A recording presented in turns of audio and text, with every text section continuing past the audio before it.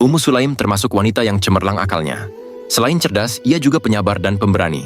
Ketiga sifat mulia inilah yang menurun kepada Anas dan mewarnai perangainya di kemudian hari. Ya, kecerdasan biasanya melahirkan kecerdasan, kesabaran melahirkan kesabaran, dan keberanian melahirkan keberanian. Sebelum menikah dengan Abu Thalhah, suaminya ialah Malik bin Nadar, ayah Anas. Ketika dakwah Islam terdengar oleh Ummu Sulaim, segeralah ia dan kaumnya menyatakan keislamannya. Ummu Sulaim kemudian menawarkan Islam kepada suaminya yang ketika itu masih musyrik.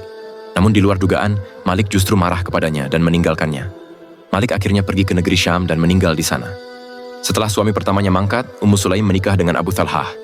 Ketika meminangnya, Abu Thalhah masih dalam keadaan musyrik. Sehingga Ummu Sulaim menolak pinangannya tersebut sampai Abu Thalhah mau masuk Islam. Anas mengisahkan cerita ini dari ibunya. Sungguh tidak pantas seorang musyrik menikahiku. Tidakkah engkau tahu, wahai Abu Thalhah, bahwa berhala-berhala sesembahanmu itu dipahat oleh budak dari suku Anu, sindir Ummu Sulaim. Jika kau sulut dengan api pun, ia akan terbakar, lanjutnya lagi. Maka Abu Thalhah berpaling ke rumahnya. Akan tetapi, kata-kata Ummu Sulaim tadi amat membekas di hatinya. Benar juga, gumamnya. Tak lama kemudian, Abu Thalhah menyatakan keislamannya.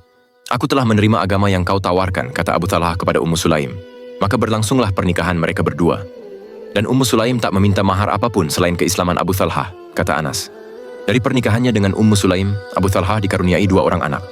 Satu di antaranya amat ia kagumi, namanya Abu Umair. Namun sayang, Abu Umair tak berumur panjang. Ia dipanggil oleh Allah ketika masih kanak-kanak. Anas bercerita, suatu ketika, Abu Umair sakit parah.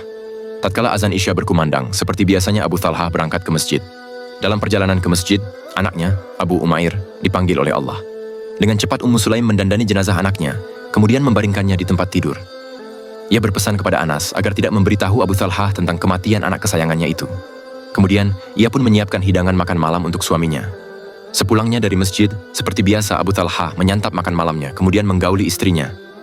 Di akhir malam, Ummu Sulaim berkata kepada suaminya, "Bagaimana menurutmu tentang keluarga si Fulan? Mereka meminjam sesuatu dari orang lain, tetapi ketika diminta, mereka tidak mau mengembalikannya, merasa keberatan atas penarikan pinjaman itu. Mereka telah berlaku tidak adil," kata Abu Thalhah. "Ketahuilah, sesungguhnya putramu adalah pinjaman dari Allah, dan kini Allah telah mengambilnya kembali," kata Ummu Sulaim lirih. "Inna lillahi wa inna ilaihi raji'un."